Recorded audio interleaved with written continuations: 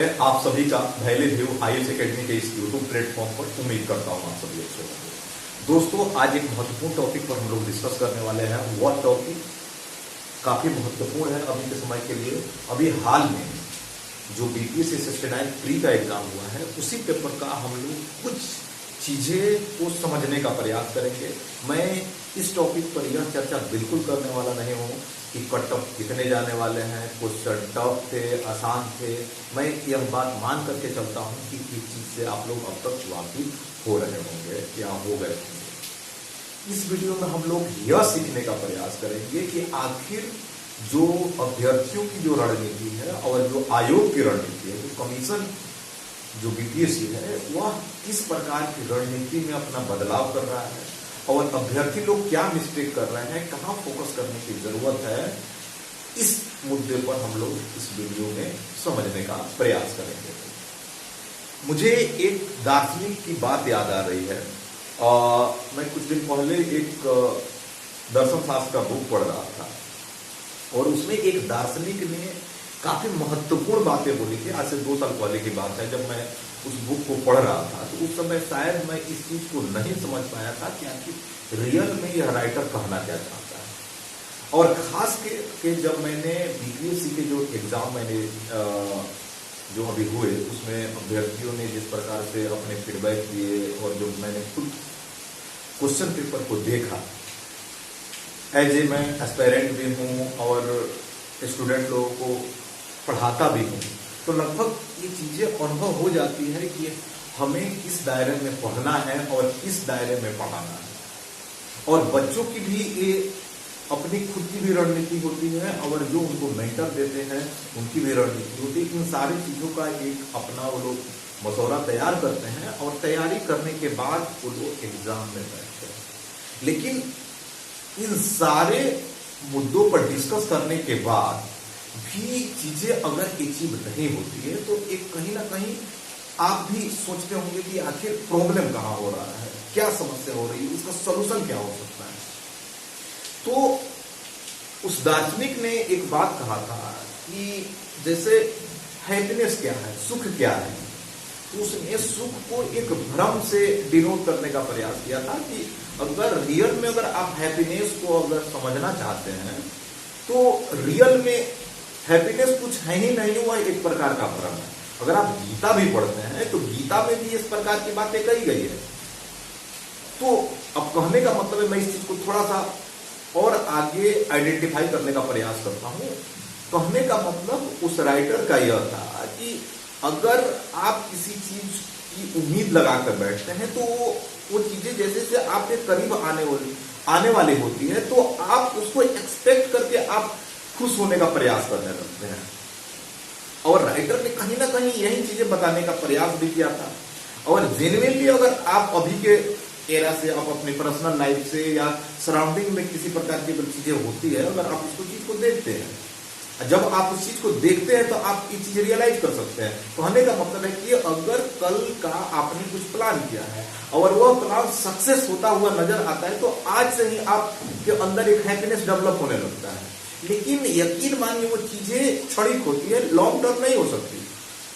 जब आप उस चीज की गहराई को जब आप समझेंगे, लेकिन कल का जो समय आएगा और उस कल का समय के परिणाम होने के अकॉर्डिंग अगर आपने जिस प्रकार का एक्सपेक्टेशन लगा रखा है, अगर उस प्रकार के एक्सपेक्टेशन में अगर किसी भी प्रकार की अगर समस्या होना अगर परिणाम हो जाता है तो दैट मीन्स आप वहीं से आप जो हैप्पी हैं वह अनहैप्पी का दौर परिणाम हो जाता है। जी हाँ, आप सही समझ रहे हैं। मैं किसी चीज को आइडेंटिफाई करने का प्रयास कर रहा हूं, आपको बताने का प्रयास कर रहा हूं।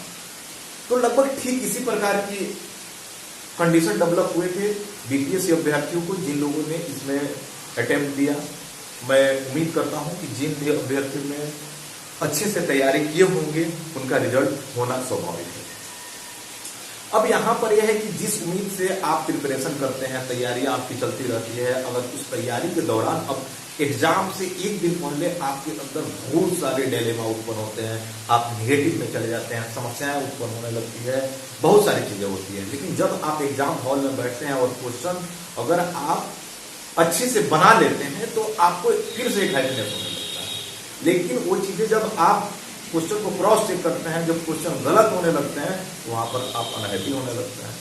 चलिए एनीवे, इस दार्शनिक वाले मुद्दे पर हम लोग ज्यादा चर्चा नहीं करेंगे। दर्शन शास्त्र अपने आप में बहुत बड़ी बात है, उस चीज को समझना और उस चीज को अपने ऊपर इंप्लीमेंट कर करके आगे चलना। एनीवे, आज इस वीडियो के माध्यम से मैं आप लोगों को कुछ चीजें शेयर करने का प्रयास करूंगा, खास करके बीपीएससी की तैयारी करने वाले अभ्यर्थियों के लिए। अभी के समय में आप देखेंगे कि अगर आप यूपीएससी की अगर पैटर्न को अगर आप समझें, जो 2023 में एग्जाम हुए, तो उसमें प्री के क्वेश्चन में बहुत सारे क्वेश्चन स्टैटिक पूछे गए, जिस प्रकार से पहले पीसीएस पूछते थे। उसमें एलिमिनेशन जो मेथड होता है उसको उन्होंने डिनाई करने का प्रयास किया, बहुत कम क्वेश्चन दिए गए। वहीं आप जब अभी के समय में बीपीएससी के जो क्वेश्चन को उठा करके देखेंगे, तो आपको ये चीजें रियलाइज होगा कि इसमें स्टैटिक चीज को थोड़ा कम करके एलिमिनेशन मेथड से जो क्वेश्चन सॉल्व किए जाते हैं, वो वाला टॉपिक, उस प्रकार के प्रश्न इसमें पूछे गए, ठीक ठाक पूछे गए। और अब यहाँ पर अब फिर आपके दिमाग में ये चीजें रियलाइज कहीं ना कहीं होना शुरू हो जाएगा कि क्या पीसीएस यूपीएससी की तरफ जा रहा है क्या। देखिए, ये तो आयोग की अपनी बात है, ये उनकी क्वेश्चन बनाने का तरीका है कि किस प्रकार से आपका तैयारी कैसा है, किस प्रकार के क्वेश्चन सेट कर रहे हैं। ये जरूरी नहीं है कि इस प्रकार के अगर क्वेश्चन इस बार पूछे गए तो नेक्स्ट आने वाले एग्जाम इसी प्रकार के क्वेश्चन पूछे जाएंगे, जरूरी नहीं है। तो फिर प्लान क्या होना चाहिए, रणनीति क्या होना चाहिए हमारी। अब रणनीति कहने का मतलब यह है कि अभी के समय में अगर जब हम प्रिपरेशन कर रहे होते हैं, तो जेन्युइनली 1-2 माह पहले हम लोग काफी ज्यादा सीरियस हो जाते हैं। अब 2 माह पहले, 3 माह पहले अगर आप सीरियस हो जाते हैं, और सीरियस होने के बाद अगर आप चीजों को याद करने लगते हैं, वो प्रिंसिपल कहीं ना कहीं यहाँ पर धूमिल प्रतीत होती हुई नजर आ रही है। यहाँ पर जितने भी करंट अफेयर, जिसे खास करके पीसीएस वगैरह में जब आप देखते हैं, खासकर बिहार पीसीएस की, तो खासकर आप देखेंगे इडोटेरिया, एसपीडी, इस प्रकार के जो करंट अफेयर्स की जो मैगजीन वगैरह आती है, उसको बच्चे बहुत अच्छे से पढ़ते हैं। बहुत सारे अभ्यर्थियों को मैं जानता हूं कि अगर आप इन प्रकार के मैगजीन से अगर आप पेज नंबर भी पूछ लें और लाइन नंबर भी पूछ लें, तो उनका वो आंसर बता देंगे। इतनी बेहतरीन तरीका से मेहनत करते हैं, मैं उनकी मेहनत की तारीफ करता हूं, और बेसिकली होना भी चाहिए। लेकिन इस प्रकार की जो चीजें हो रही है, उसको आयोग खास करके पसंद नहीं कर रहा है। अभी आप देखेंगे कि एसपीडी से क्वेश्चन नहीं बने, इडोटेरिया जैसे मैगजीन से क्वेश्चन नहीं बने। अब देखिएगा, जैसे 1-2 क्वेश्चन मैं आपको याद दिलाऊं, अगर आप एस्पिरेंट है तो आपको याद होगा। जैसे कूप होने का प्रयास हुआ रसिया में, और उसमें एक वाइमर संस्था है, आप लोग वाकिफ होंगे, उसको लीड करने वाले कौन थे, क्वेश्चन पूछ दिया। जबकि आप एक्सपेक्ट भी नहीं करते हैं कि इस प्रकार के क्वेश्चन पूछे जाएंगे। आप वहां के लोकेशन पढ़ भी गए होंगे, खास करके यूक्रेन और रसिया, अभी वार जो चल रहा है, आप उसको फोकस करके गए होंगे, क्वेश्चन वहां से नहीं बने। यानी कहने का मतलब है कि उस प्रकार के क्वेश्चन पूछे जा रहे हैं जिसमें रियल में कोई मीनिंग नहीं है। उस कितनी गहराई को पूछा जा रहा है कि गहराई को आप समझें। और इसमें जो करंट अफेयर जो पूछे गए, जैसे आप देखेंगे कि अभी के समय में G20 से क्वेश्चन पूछा गया। अब G20 से क्वेश्चन जो खास करके पीसीएस वाले अभ्यर्थी जो तैयारी करते हैं, नंबर ऑफ देश कितने हो सकते हैं, नया देश कौन सा ऐड हुआ, अभी करंट में उसका मीटिंग कौन से कंट्री में चल रहा है, पिछला वर्ष कौन था, नेक्स्ट ईयर कौन होगा, ये सब चीजें जेन्युइनली पूछे जाते हैं। लेकिन क्वेश्चन कैसे पूछा, क्वेश्चन उसको एलिमिनेशन मेथड डाल दिया कि लगभग पूरी आबादी का इतना परसेंट, जीडीपी इतना परसेंट, इतना परसेंट। अब बताइए कि इसको अगर आपने अच्छा से नहीं पढ़ा होगा, आपकी एक अंडरस्टैंडिंग नहीं है, तो अब जरा सोचिए कि क्वेश्चन को टैकल करना आपके लिए कितना कठिन हो जाएगा। तो खास करके मैं ये आप लोगों के समक्ष एक बात बताने का प्रयास कर रहा हूँ। मेरे ऑफ टाइम के जो अभ्यर्थी हैं उनको ये चीजें पता है, लेकिन वो अभी अभ्यर्थी नए हैं। इस बार कुछ अभ्यर्थियों के एग्जाम अच्छे गए हैं, उम्मीद करते हैं कि उनकी रिजल्ट सकारात्मक रहे। अब आप देखेंगे कि जब अभी के समय में जो करंट अफेयर है, चाहे आप स्टैटिक पोर्शन है, जितने भी चीजों को आप याद करते हैं, चाहे उसको समझने का प्रयास करते हैं, उस प्रकार के प्रश्न अगर एग्जाम में आते हैं, तो आपको एक कंसेप्ट जो डेवलप हुआ है, अगर वो कंसेप्ट आपके अंदर है, क्वेश्चन आप बना पाएंगे, अन्यथा की स्थिति में आपको क्वेश्चन नहीं बनेगा। तो पढ़ने का तरीका कैसे होना चाहिए, आप ये सोच रहे हैं कि कैसे पढ़ें, क्या तरीका होना चाहिए। समस्या कहाँ आ रहा है, समस्या यही आ रहा है कि आप अगर पीटी भी अगर दे रहे हैं तो थोड़ा सा लंबा समय लें और किसी भी चीज को थोड़ा सा बारीकी के साथ पढ़ें, थोड़ा सा टाइम दें। ऐसा नहीं कि 1 माह का आपने प्लान किया, 2 महीना का प्लान किया, उसमें सारे लूसेंट के ऑब्जेक्टिव है उसको पढ़ लिए, आपने किसी बुक को उठाया, उसके स्टैटिक पोर्शन को आप पढ़ गए। स्टैटिक पोर्शन पूछा गया, लेकिन स्टैटिक पोर्शन उतना पूछे जा रहे हैं जिससे आपका कुछ नहीं हो सकता। जैसे आप देखेंगे कि पहले के एग्जाम हुआ करते थे, जब आप कुछ अपना प्रिपरेशन करके जा रहे होंगे तो क्वेश्चन आप आधा पढ़ेंगे, आधा के बाद आपको खुद समझ में आ जाएगा कि इसका आंसर ये होगा, आप वहां से मार देंगे। लेकिन अभी के समय में अभी जितना भी प्रिपरेशन आप क्यों ना कर लें, कितना हो तैयारी क्यों ना कर लें, तैयारी के बाद आपको इन सारी चीजों को ध्यान रखना है कि ईच एंड एवरी पर्सन में कुछ क्वेश्चन को छोड़ करके आपको सारे पर अपने मानसिक तौर पर उसको समझ करके आपको आंसर देना होगा। ये जरूरी नहीं है कि आपने जो चीजें पढ़ा वही चीजें स्टेटमेंट आपके क्वेश्चन पेपर में आ जाए, नहीं। आपको एक कंसेप्ट डेवलप होना चाहिए अंदर, उस सब्जेक्ट की एक पकड़ होनी चाहिए कि जो भी स्टेटमेंट बने खासकर प्रीलिम्स में, तो आपको ये समझ में आ जाए कि वो रियल में वो चाह क्या रहा है, पूछ क्या रहा है। लेकिन ध्यान रखने वाली बात हो जाती है कि अगर आप जब उन चीज की अच्छी पकड़ नहीं बनाते, जैसे आप लक्ष्मीकांत को ही पढ़ रहे हैं इंडियन पॉलिटी की, आप उसके सारे स्टेटमेंट अगर पढ़ लें तो क्या आपको लगता है कि आप इंडियन पॉलिटी के जितने प्रश्न आएंगे, पूछे जाएंगे आयोग के द्वारा, क्या आप बना पाएंगे? उत्तर बिल्कुल सरल है कि नहीं बना पाएंगे। क्या यहाँ पर भी जितने भी क्वेश्चन बने, खास करके मैं आपको बताऊं, कॉलेजियम से क्वेश्चन पूछा गया और कॉलेजियम का जो प्रश्न जो पूछने का जो तरीका था एकदम से यूपीएससी पैटर्न पर आधारित था। क्या हुआ, स्टेटमेंट आपके एम लक्ष्मीकांत में मिलेंगे? जवाब होगा नहीं। फिर से जब जैसे एक इमरजेंसी से क्वेश्चन पूछे गए, आर्टिकल 360 से पूछे गए, क्या वह स्टेटमेंट आपके लक्ष्मीकांत में मेंशन है? जवाब होगा नहीं।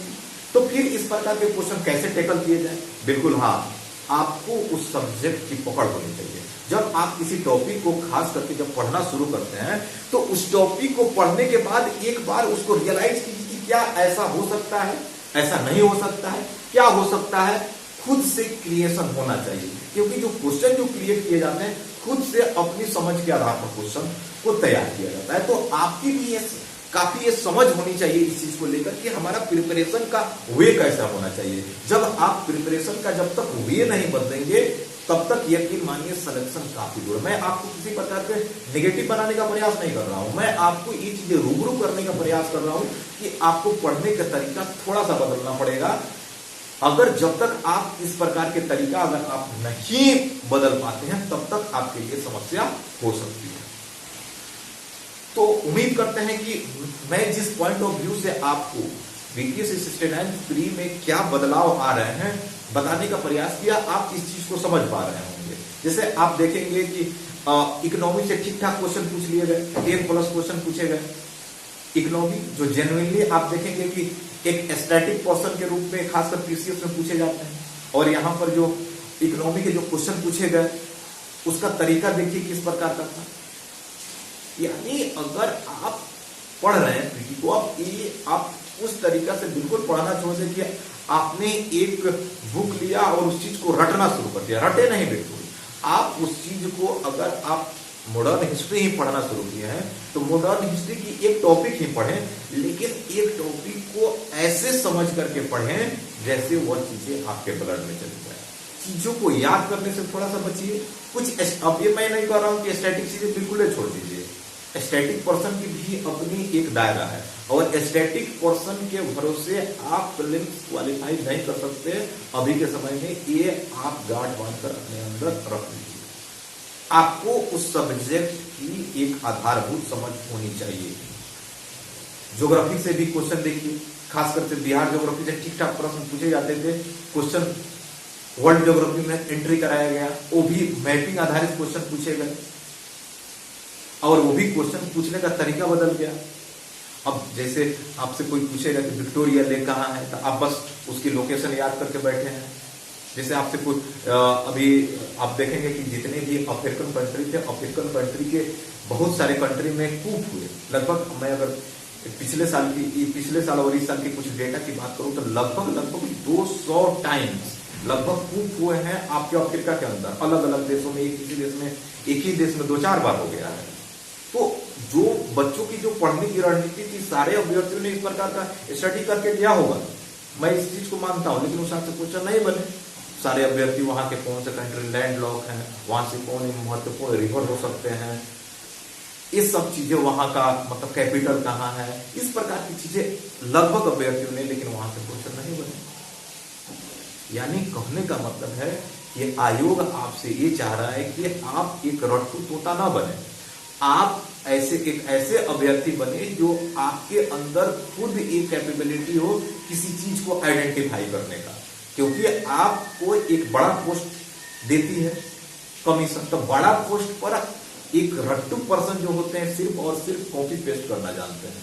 अगर आपके अंदर क्रिएटिविटी है तो यकीन मानिए आप इसके करीब है। अगर आपके पास नहीं है, उस पर काम कीजिए, कोई बड़ी बात नहीं है, मेहनत करेंगे, सक्सेस आपके पास होगी। लेकिन थोड़ा सा इनोवेटिव बनिए, वो प्रारंभिक तौर पर जो पहले के तरीके जो थे उस तरीके से थोड़ा सा बाहर हटिए। हो सकते हैं मेरी बातों से आप में से बहुत सारे लोग सक्षम नहीं होंगे, हर लोगों की अपनी अपनी पकड़ हो सकती है किसी भी सब्जेक्ट को लेकर के, किसी भी चीज को एनालिसिस करने का। मेरा तरीका अलग है, आप लोग में से बहुत सारे लोग जो मुझे जानते हैं और जो समझते हैं उनको ये चीजें पता है कि मैं क्या कहने वाला हूं। इस पर काम कीजिए, यकीन मानिए कि कोई चीजें कठिन नहीं होती। अगर आप में पोटेंशियल है, मेहनत करने की ताकत है आपके अंदर, इस पर आप काम करेंगे, आपको सफलता जरूर मिलेगी। वैसे ये चीजें आप ध्यान रखें कि आप जो भी एम बनाए हैं उस एम से कभी भी आप निगेटिव ना हो, निरंतर बने रहें। जब आप निरंतर बने रहेंगे, ऐसी आपके अंदर जो भी चीजें हैं जो आपने एम बना रखा है, कोई भी चीजें असंभव नहीं है। ये सब डिपेंड करता है कि आपके अंदर पोटेंशियल कितना है, उस पर आप काम कितना कर रहे हैं। तो उम्मीद करते हैं कि लगभग इस प्रकार की जो बातें हैं जो मैंने बताया उसको आप लोग समझ पा रहे होंगे। आप लोगों में से जिन भी अभ्यर्थियों ने क्वेश्चन को सोल्व किया होगा, निगेटिव आ रहे होंगे, गलत हो रहे होंगे, सही हो रहे होंगे, इसको लेकर के आप अपने अंदर नकारात्मक के भाव डेवलप नहीं कीजिएगा। हो सकता है कि आपका इस बार ना हो, अगला बार होगा, किसी का इस बार होगा, किसी का अगला बार होगा। मेहनत करें, निरंतर लगे रहें। और लास्ट में चलते चलते आपको एक बात जरूर बताऊंगा कि आप कितना हूं क्यों ना पढ़ लें, आपको जब एग्जाम में जब बैठना होगा, वहां पर जब क्वेश्चन आएंगे तो उस क्वेश्चन पर आपको उतना ही मेहनत करना पड़ेगा जितना मेहनत एक फ्रेशर करता है। लेकिन फ्रेशर के पास अनुभव नहीं होता है, लेकिन आपके पास अनुभव होता है। और नंबर ऑफ सेट लगाइए। सेट लगाने से ये चीजें होती है कि क्वेश्चन जब आपको समझ नहीं होती है तो क्वेश्चन, जैसे आपने किसी सब्जेक्ट को पढ़ा है, उस सब्जेक्ट को अगर आपके आधारभूत समझ है तो उसमें आपको आइडेंटिफाई करना आसान हो जाता है। रियल में आप एग्जैक्ट उसका आंसर नहीं जान रहे होते हैं, लेकिन नंबर ऑफ सेट लगाने से, अच्छी कंसेप्ट के तौर पर पढ़ने से ये चीजें आसान हो जाती है चीजें कि लगभग इसका आंसर क्या हो सकता है। कितना हो आप पढ़ लें, आपको पीटी में बैठते समय उतना ही मेहनत करना पड़ेगा जितना आप पहले पढ़ के गए थे या नहीं गए थे। ध्यान रखिएगा, बस इतना ही अंतर हो जाता है कि जब आपके सामने जो ऑप्शन होते हैं उस ऑप्शन में थोड़ा सा उस चीज को समझना और लोगों से आपका आसान हो जाता है। लेकिन मेहनत सब पे करने होंगे। ऐसा कभी नहीं होगा कि क्वेश्चन आधा पढ़े और आधा के बाद आंसर लगा दिए, वो समय चला गया। क्योंकि अब क्वेश्चन का पैटर्न बदल रहा है, तो आप लोगों का पढ़ने का तरीका भी बदलना चाहिए। तो उम्मीद करते हैं कि इस वीडियो से आप लोगों को बहुत कुछ सीखने को मिला होगा। थोड़ा सा मैं अभी बिजी था, तो कुछ मेरे बिजी शेड्यूल थे, इसलिए निरंतर वीडियो नहीं आ रहा था। आगे निरंतर वीडियो आप लोगों के समक्ष मैं लेकर के आता रहूंगा। इधर कुछ बिजी शेड्यूल थे जिसकी वजह से आपको वीडियो नहीं मिले। जल्द ही एक नए वीडियो के साथ मिलते हैं, तब तक दीजिए मुझे जय हिंद।